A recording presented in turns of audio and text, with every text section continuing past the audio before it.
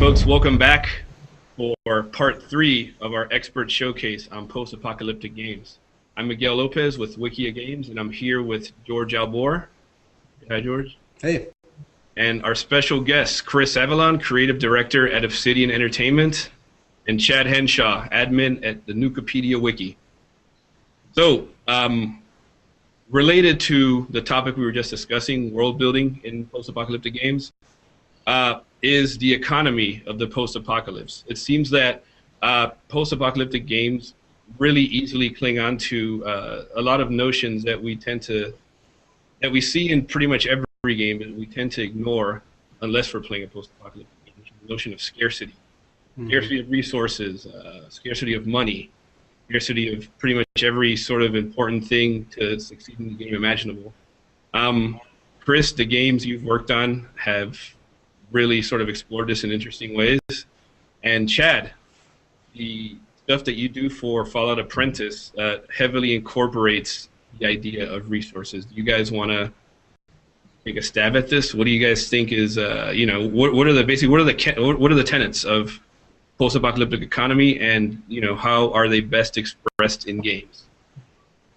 Well, I thought. Oh, go ahead, Chad. Sorry. No, I missed on you. No, Chad. No, I insist. Go, Chad. All right. Okay. Well, when it comes to the economy of post-apocalyptica, I think it's possibly to the point where it's either possibly getting a bit too cliched. It's all about. He said it. It's always seems to be about whoever's hoarding the most important resources wins. In Fallout, it was, of course, started with the water merchants, that they got their wealth there from holding the biggest source of water there.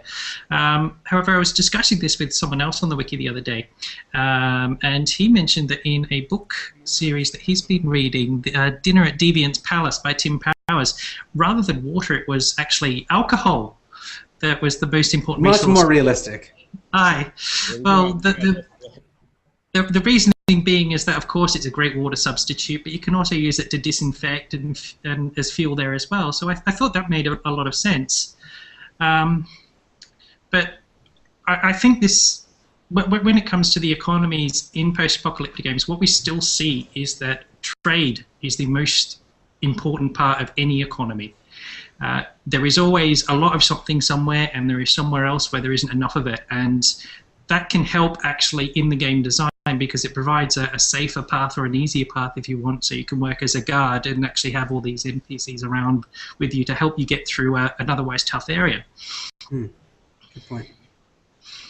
Yeah, I think that's the reason that the barter skill obviously developed in the Fallout games, because we recognize that it's a pretty important part of the survival experience. I always thought Fallout was really creative for doing the bottle caps as currency. I thought that was really clever. That was sort of kind of a nod to the 1950s kind of feel. Like it felt a little bit more optimistic and a little bit dare I say naive for using a currency like that. But I thought it fit in really well with the setting. It's kind of weird, like how many games tend to use default like with dollars or coins or whatever. But I don't know. I think the bottle caps always have a special place in my heart. Brings up really interesting questions, right? Like, what is inherently valuable versus what is valuable because we or an authority says so. And frankly, I wish more games explored this. I think a good example, is the Metro games. Like, bullets are a currency. Yep. Is that right? That makes sense. Yeah, and then with The Walking Dead, like, it's pretty much, there might be a minor call for gas, but mostly it is food and ammo and just shelter in itself as a currency and a negotiating, focus.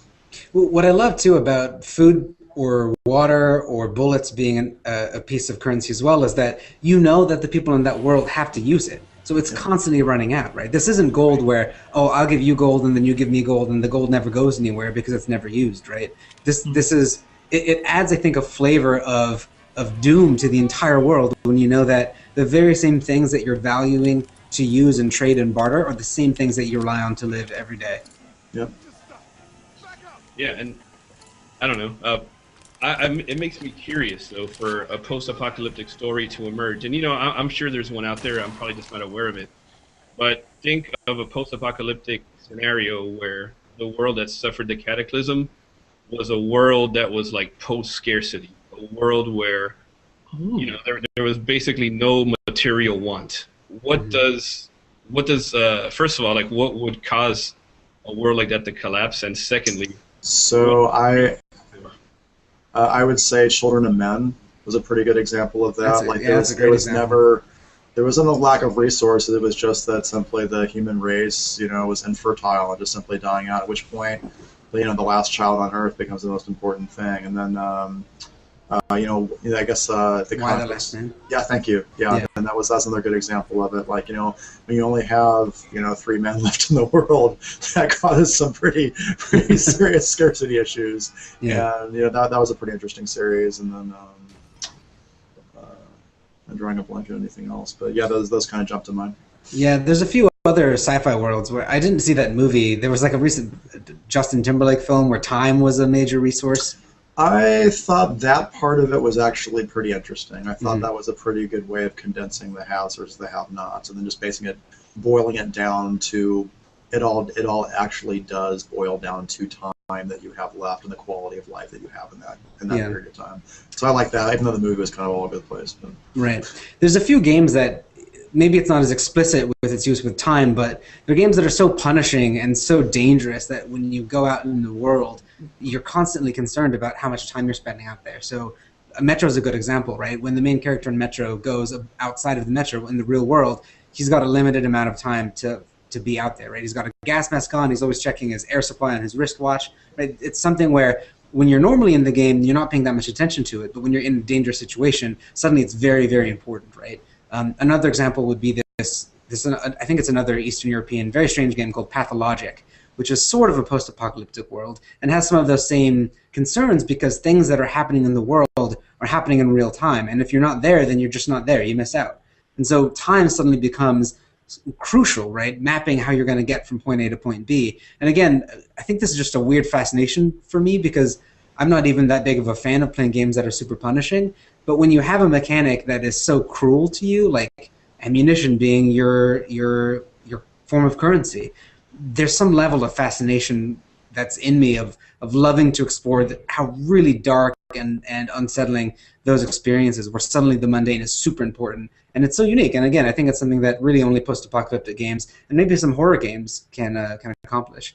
Yeah, that kind of stuff is like very cruel in its finality, right? Like it's nothing personal, but when nighttime hits, you're basically screwed if you're not. Yeah.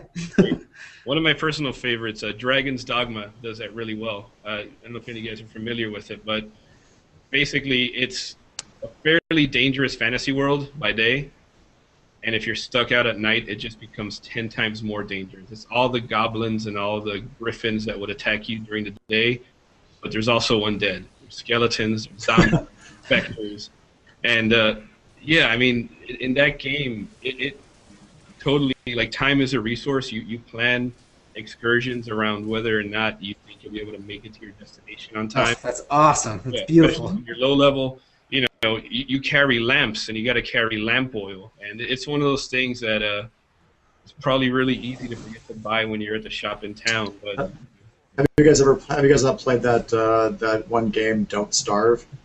Yes, like Clay. Yeah. Yeah. The whole premise of it is just like you're trapped in this wilderness world. You always have to be careful about when night's coming because as soon as night hits, like it's basically game over if you can't find fire, enough food to keep you alive, and the sense of urgency in that game is actually a lot of fun, and I really enjoy the visual style too. But that seems like a much more condensed version of what you're talking about. Yeah, I think this also relates just to the way that horror games overlap sometimes with post-apocalyptic worlds because resources are so important, right? I think another really good example of this is Amnesia: The Dark Descent. Oh my God, that is one of the best games ever. I love that game. Stunning, absolutely amazing game. Absolutely terrifying, and you can't fight back. There's nothing you can do against the beasts that roam those halls. The only thing that you can do is be in light to sort of protect you. And so again, tinder boxes are a major resource, and they're very, very rare. And so inversely, right, it creates these moments when you're running out of tinder boxes and you're terrified, but also when you enter a room and there's a lit candle there already, the amount of relief that you feel, the amount of excitement that arises is palpable, right? And the same can be said for Don't Starve when you're able to build a campfire quickly, or any of these other post-apocalyptic games where you find a safe haven, right? And I think that you really need those moments of lack of resources to create the safe havens and create the feelings and emotions and positive feelings of home around those ideas of safe havens. Dark Souls, another example, right? Campfires fill you with joy every time you see it, and they won't do that unless you create scenarios that are so punishing and upsetting. Yeah, I agree. It creates the appreciation. Yeah, absolutely. Every second in Dark Souls, you're at risk of basically losing a whole lot of progress. So when you do see that, it's like the game is allowing you essentially to save for the first time in hours, with all your gold, all your experience. Yeah. And it fits so well into the themes of the apocalypse because so much of those themes are around, well, what used to be safe is no longer safe anymore, right? Like roads aren't safe, or homes aren't safe, cities aren't safe. There's all of these things that we're used to that are no longer comfortable. And so when you tie the mechanics into those same themes, you can create really rewarding experiences.